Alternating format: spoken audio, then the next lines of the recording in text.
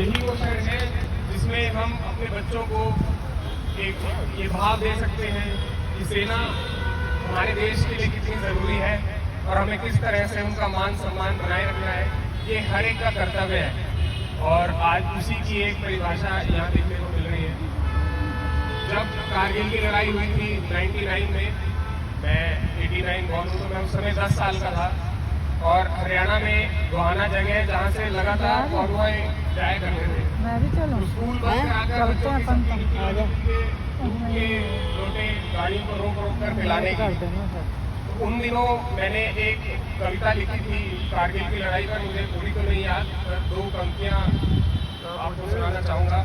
उसमें ये थी कि बलिदान दिया था वीरों ने, हमने शीश झुकाए थे, जब पति की लाशों पर पत्नी ने फूल चढ़ाए थे।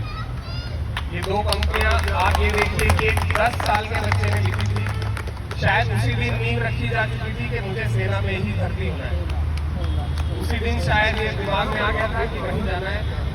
और ये जो आज आप सबने अपना समय निकालकर आज उन सभी सपूतों को याद किया है, ये एक ऐसा भाव है कि हमें जिस तरह से एक मदर्स डे पर एक खास दिन होता है अपनी माँ को याद करने का, पर रोजमर्रा भी हमें अपनी माँ का मान सम्मान बनाए रखना चाहिए, वो भाव हमेशा दिल में रहना चाहिए। तो यही चीज़ हमने अपनी पीढ़ी को भी बतानी है। और एक सैनिक के लिए जो उसके सामने है, उससे लड़ने के लिए उसे सब कुछ सिखाया गया है, उसकी ड्रिल सेट है, और वो किस तरह से लड़ रहा है वो मैटर इस चीज़ पे करता है कि उसके पीछे कौन है और किस तरह से वो लोग उसको हौसला अफजाई दे रहे हैं। तो ये बहुत ही महत्वपूर्ण है। और प्लस मैं आप सभी पेरेंट्स को ये एश्योरेंस देना चाहता हूँ on behalf of Indian army के, ये बहुत ही अच्छी करियर अपॉर्चुनिटी है।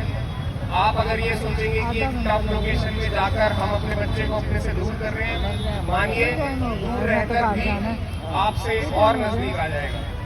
तो इन्हीं के सबके साथ जय हिंद, वंदे मातरम।